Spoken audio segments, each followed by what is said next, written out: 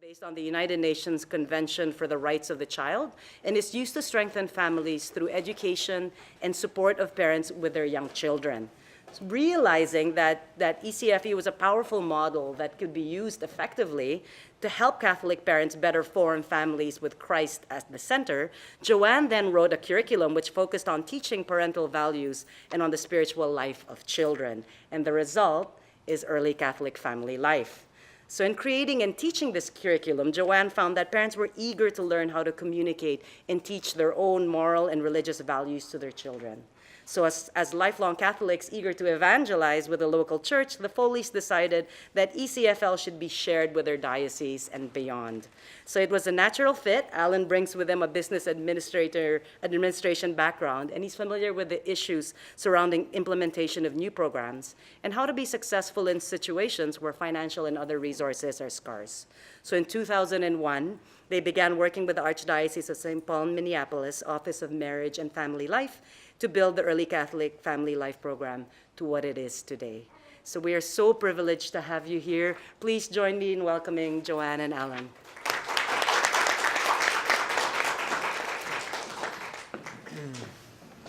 Wow, thank you very much, Raquel. It has been quite a journey, and we're just so excited to be here. And excited to be in this enormous and beautiful city. I had no idea that Toronto was as glorious as it is. So I need you to turn now to page 2, because we're going to roar right into this. No.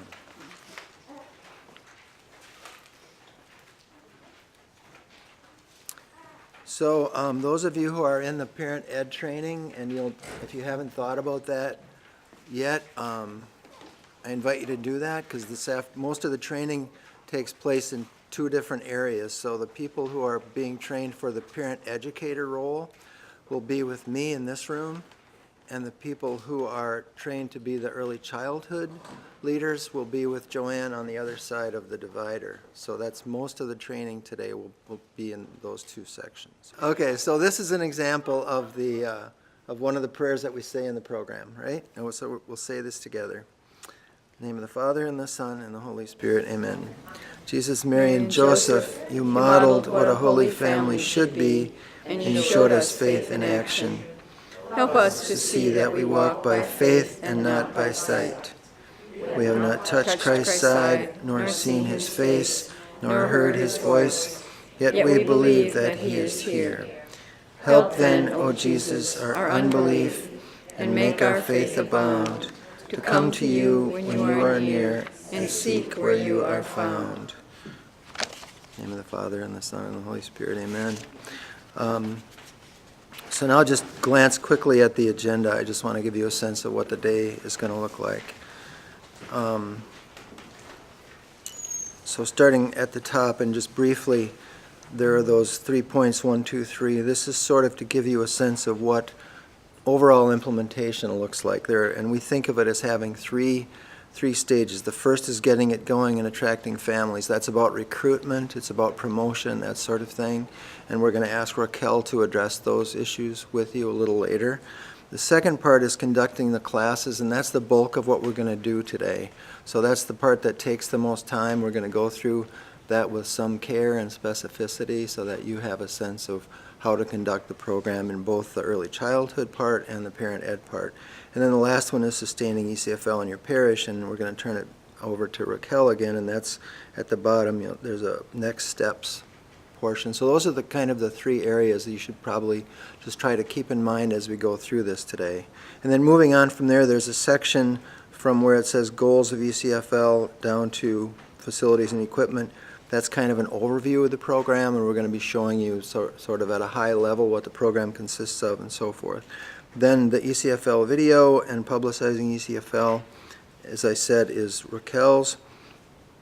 Then before we split up into the 2 areas that I already talked to you about, we're going to have a session where we all go to the early childhood portion of the hall and go through an exercise that will show you what the early childhood portion of the program actually looks like. So in a minute, we're going to do an exercise that will show everyone what the parent ed part looks like. And then later, we're going to do what all of us together will see what the early childhood part looks like. So that's by way of sort of cross-training, because those of you who are going to stay with me are going to want to know what that side looks like, and those of you who go with Joanne are going to want to know what my side looks like, okay? So we're just going to have those two cross-training pieces. They won't take very long, but you'll have a sense of what the program looks like in total, right? Then we're going to break up, and we'll go our separate ways, and everyone who comes with me will have a lot of fun, and those of you who go with Joanne, I'm not sure. I don't know enough about what she does. All right, so that's kind of what the day looks like. Make sense? All right, it's back to page 2 of the training guide. Everybody there? Before we go on, I have to say I'm so delighted to see the men here today. Usually when we do the program, I'm looking out over a sea of women's faces, which is a delight, don't get me wrong. But it's so nice to see men here because that leadership in the household and the parish of men is such an important thing, and it can't be, there's no substitute for it, so thank you so much for coming. All right, so I'm going to go through quickly the goals and expected outcomes of ECFL. Raquel already mentioned sort of the theme of the program is building a home for your preschoolers with Christ at the center, so that's what the program is really all about. But here are the goals, and I'm going to go through these quickly. Parents receive hands-on guidance in bringing the Catholic faith to their children. ECFL assists them in their efforts to develop the spirituality that their children were given at baptism. And the second, ECFL brings young Catholic parents together within the parish setting to share with each other their own deeply held beliefs. They are inspired to grow in their faith, and they desire to learn more about it. This is such an important thing because God puts in us that desire for conversion, doesn't he? It's not just a conversion from a place of non-belief, it's conversion that he calls us to throughout our lives. So when you're with your parents, you're going to deal with a wide range of people in terms of where they are on their faith journey, right? This is a program that will appeal to them at wherever they are on that journey. And more importantly, because they're together and they're talking about such deeply held beliefs, they really share on a very intimate level, and it bonds them to one another. They become friends. Their children become friends. They want to be together, and that helps build the parish. So these now become the kind of parishioners that we all want in our parishes because they are committed. They look forward to seeing people that they've met in the program at church. So it's a very powerful tool for evangelization, among other things. Okay? And then the third one, ECFL connects parents to the parish through their interactions with one another in the years between their child's baptism and First Communion. So we hear this many times from parishes, they just don't have anything, or they don't have much in that time between when their child is baptized and when they go to First Communion. And that's a critical time in a family, and if there's nothing there, they'll find something, you know. And so we want them to be bonded to the parish. We want them to be good, faith-filled parishioners who are active in the parish, and we need to keep them together, and that's what this program does. So a little later, Joanne will talk about the origins of ECFL, although Raquel covered that very well. And right now, I'm going to ask you to go to page 3. This is part of the, I'll say the cross-training that we do. So we're going to actually do a little exercise here, and this is an example of what the parent ed part of the program looks like. So each of the lessons is set up the same way, and I'll be going through that with the parent ed people when we go through training later today. But there are 1, 2, maybe 3 what we call focuses in each of the lessons.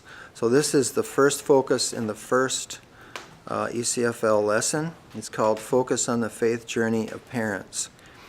Very simple, as most of the parent education lessons are. Just a couple of questions. And I'll point out at the top, you see where it says facilitator there? Those are hints and guides for you as the parent educator. Those don't appear in the parent workbook. It just appears in the parent leader workbook or guide. And here it says for the facilitator, begin by asking the parents to introduce themselves and describe their own faith journey by answering these questions. And here are the two questions. Tell us about your current family and your family of origin, and what form of religious education did you receive? Yeah, I just want to share with you something that occurred to me while you were all talking. And I think it helps to explain for me, because as I said before, Joanne and I do First Reconciliation and First Communion in our class, in our parish as well. And it's the question of how these parents come to us. And for me, it sort of goes like this. I've heard Father Robert Barron, who some of you may know who that is, wonderful, wonderful pastor and bishop. He says that love is willing the good of the other. I don't know that that's his thought, but that's one of the things that he says, which is a very powerful thing, I think. And so when you love someone, you will the good for them. And when you're a parent and you have a child, you are so in love with that. Here we have it. You are so in love with that child, and you will the good for that child. And what I see in our classes, all the classes we teach, is parents coming to the class, and maybe they were well formed in the faith when they were young, and maybe they weren't, but they all want that good for their children. So they want holiness for their child. And that's one of the things that draws them there. They may even be a little cynical when they come, because maybe they think their faith is in the rearview mirror now. But if they come and they join in a class like this, and they see other people who feel strongly about their faith, it's a very, very powerful thing. And now we use that desire they have for holiness in their children to get them to grow and respond to the faith once again at this point in their lives. It's a wonderful thing. All right. Now I'm going to ask you to turn to page 4 ever so briefly. Page 4, I'm not going to spend any time on. These are quotes from parents who have taken the class. I encourage you to read those at your leisure. But this, in a way, is about promotion, and Raquel's going to handle that for us in a minute. So now I'm going to turn it over to Joanne. She's going to talk about the history of the program, which you've already heard a little bit about, and then also get into the structure of the program, what the class actually looks like when you're putting it on. Okay?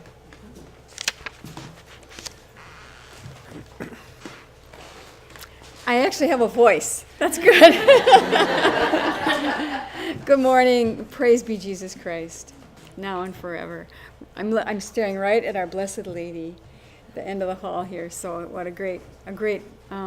We know from what everyone had to say that her arms are around us today. So we're glad to be here.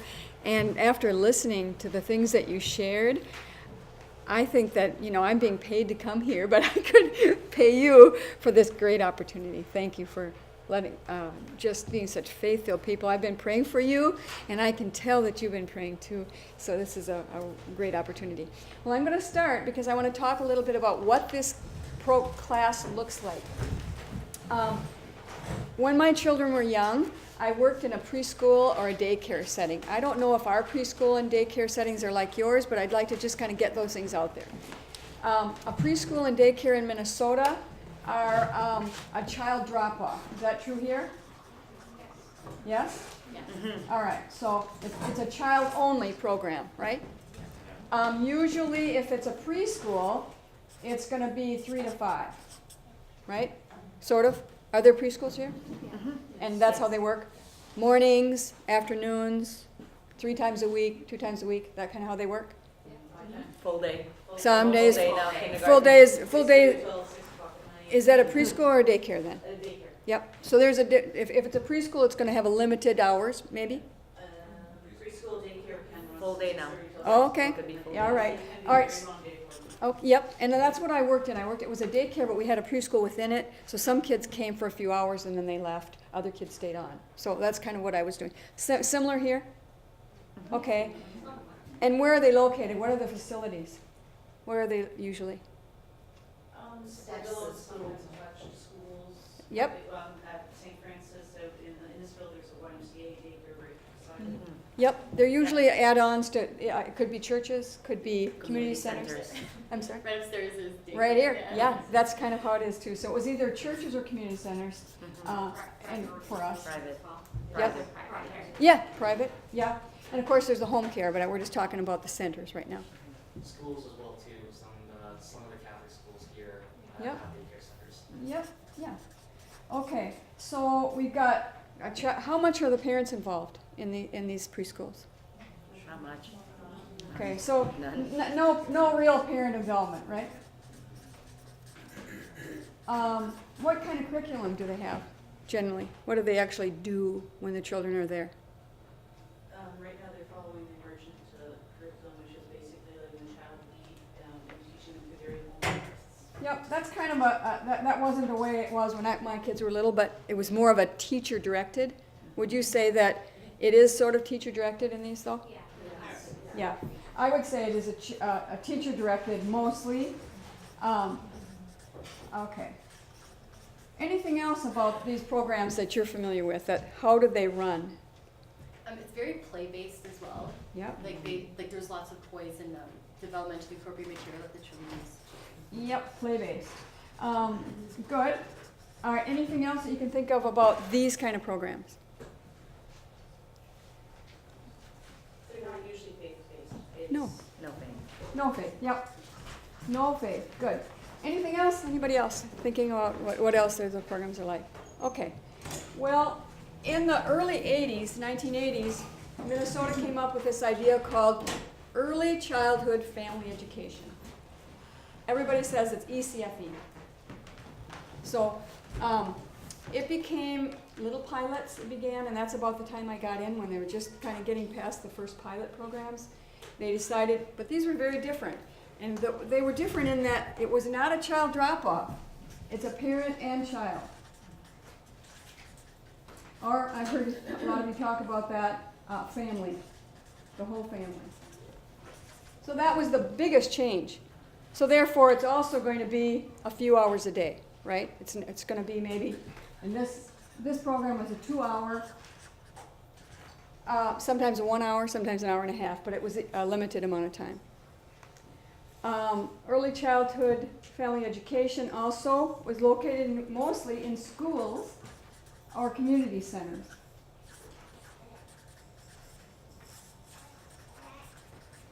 A big difference here then, when we have teacher directed, it was what? Child sort of, but who else? Parent. Yeah. Now this is a new focus. This is the parent directed and child directed, as you say, because in a few minutes we'll go in next door and we'll be in there as though what we're doing, which is like the early childhood family education program, activities are set out. They're appropriate to the children's ages. They're mixed ages, so they're not like all 1-year-olds, they're not all 5-year-olds, so it's a little bit more difficult, but we'll talk about that. The activities are set out and they're faith-based, okay? So we want the children and parents to do faith-based activities, and we want the parents to discuss faith, okay? So we've got activities set out, it's parent-directed, or the child decides, oh, I want to go see the fish, and then it's child-directed, okay? Okay, any questions about that? Okay. It's play-based, of course, and it's all about faith. What else? The ages.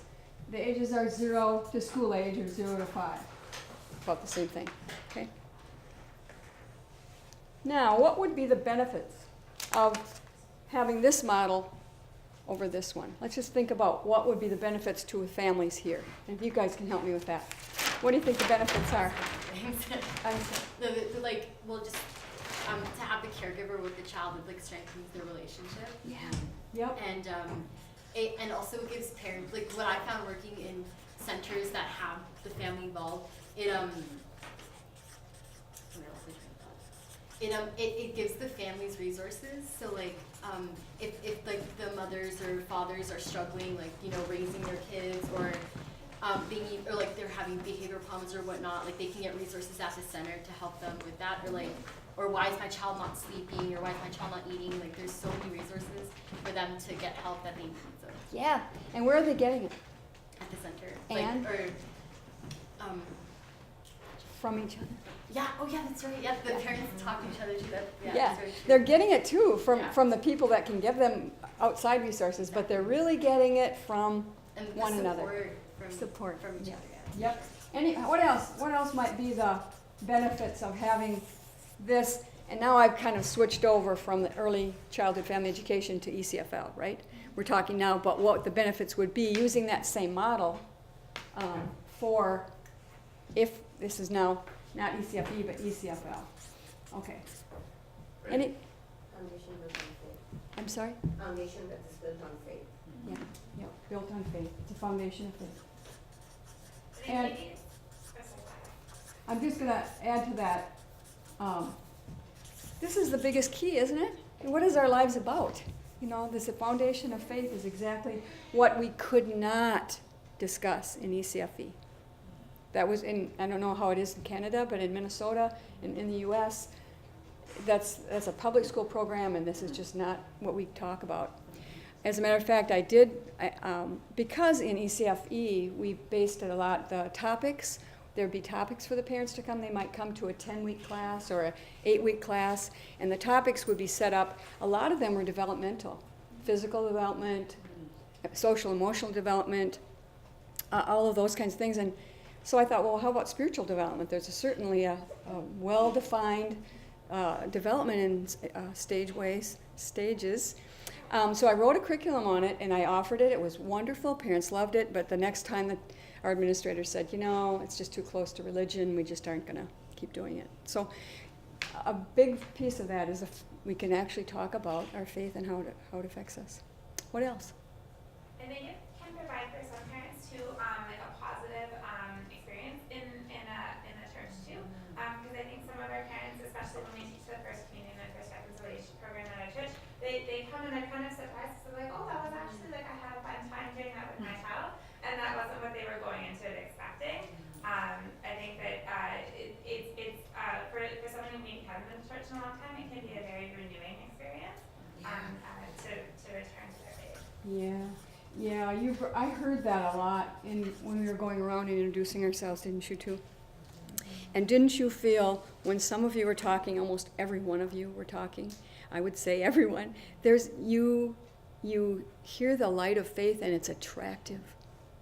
You want that.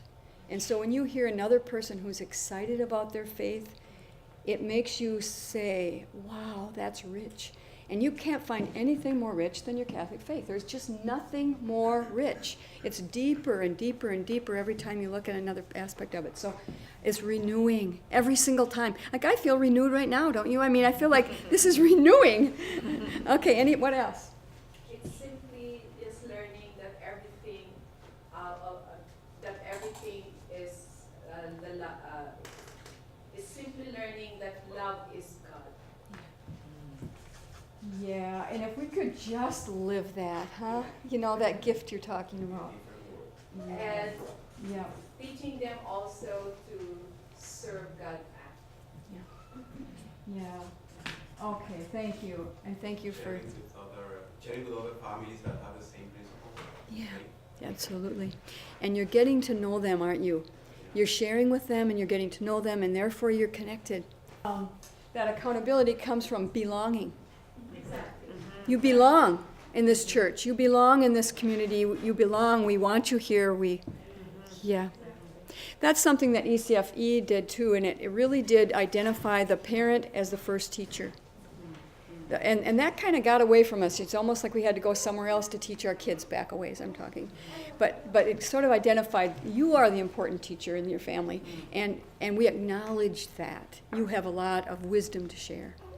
Were you going to say something? Another another thing as well, I think, is when you give them the opportunity to practice something in a safe environment, like a program like this, then the likelihood of them doing it at home, it's like, okay, we got this. We know how to pray. Yeah. We've done this together as a group. We can do it at home as well. Yeah, that actually brings up a big piece, because I don't know about your families, but if you haven't really talked about faith in your family, it becomes it's difficult to do. But once you begin to do it, it's easier and easier and easier. So if you like, you might get married and you maybe just don't talk that much about faith, but at some point in your life you run into something and then you get into that, and when you do, it really is a connecting thing. I think it's also modeling for your children. Yeah. So mom and dad does this. Yeah. This is our family. Exactly. And also acts as a conversation starter. Yep. Sometimes, Yeah. Anything else about that? No? Very good.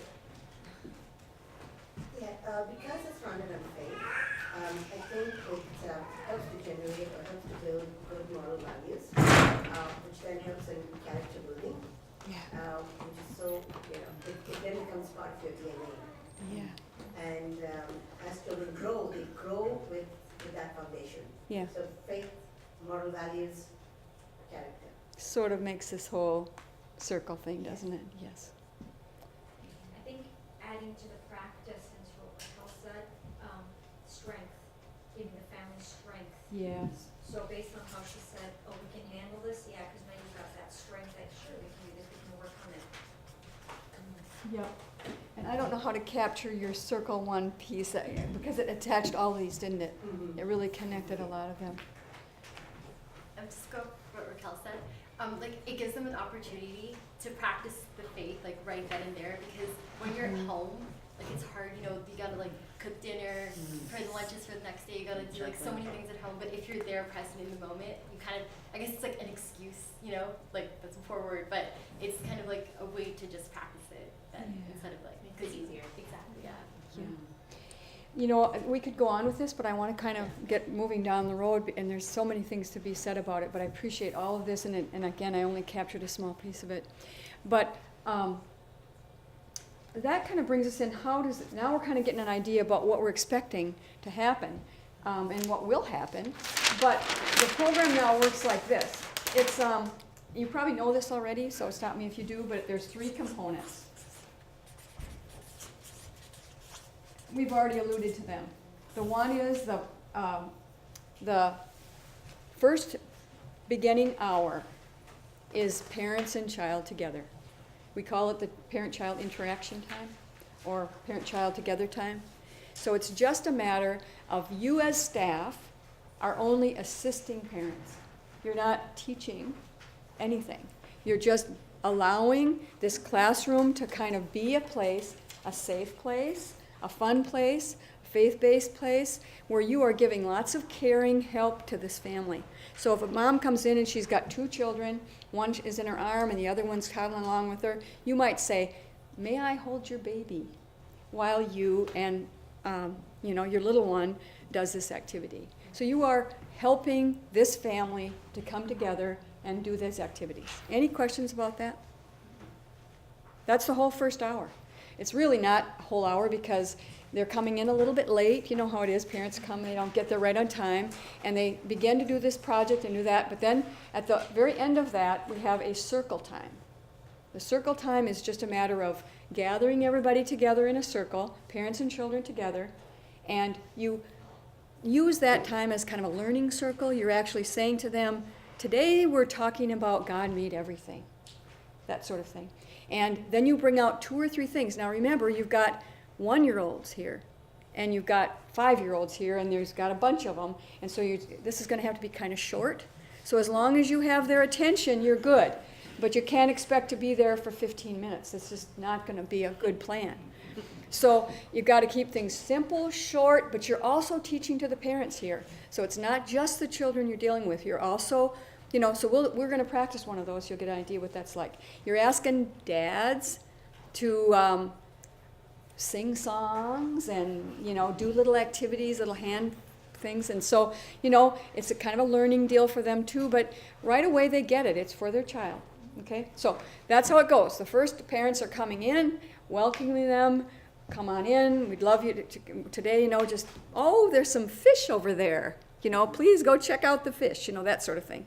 And then it's time for circle, which is your transition time. After the circle time, hey, this is the time when the parents are going to go. So say goodbye, but while they're gone, we're having snack. You know, we're going to have a reading time, and we get to go back and play with the fish, that sort of thing, okay? And then the parents are gone, and there's lots of stuff we're going to talk about in the early childhood part about how we do that, how the separation goes and all of that. And then the parents go to the discussion.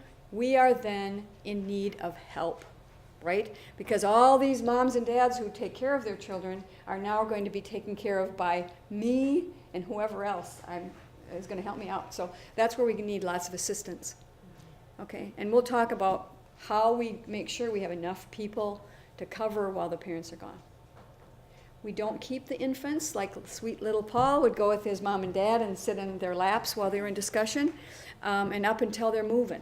And when they're moving, then we say to the parents, we'll be happy to have your children, but then we assign somebody to do the little, older infants.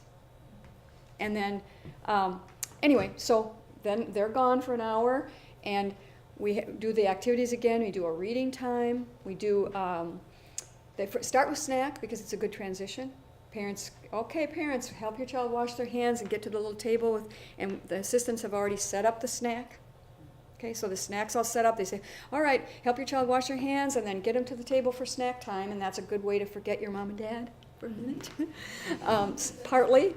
And then we do our activities there, and just before it's over, because the children are now wearing down, by the end of the second hour, they need their parents back. You know, they're starting to, so we get out Play-Doh at the very last 10 minutes, put it on the table, nice warm Play-Doh, hopefully with lots of things to play with. And then they're at the table. That means we've closed up the other activity areas. The children are back at the table with the Play-Doh, and then the parents are done with the discussion. They walk in, we sing a goodbye song, maybe a blessing, and off they go. That's the program. Is that kind of what you expected it to be, kind of? Yeah. Okay, super good. The little bit about the history, Alan and I, actually, I didn't write it myself. Alan and I wrote it together. We had the idea together. We had talked about it because of the other curriculum I'd written. And we went to the Archdiocese and we said, here's an idea. This is perfect for teaching the Catholic faith. And the person of the marriage and family life said, go for it, write it, and so we did it together. And then when it was over, we piloted it a few times, and it went well, very well, as we'd, thank you, Lord. And then since then, we've been training parishes for that was in 2000 that we did our first pilots. And then since then, we've been training in our Archdiocese 1 to 2 times a year, and sometimes we had great, 15 parishes, sometimes we had 8, sometimes we had 5, so just different times we'd train.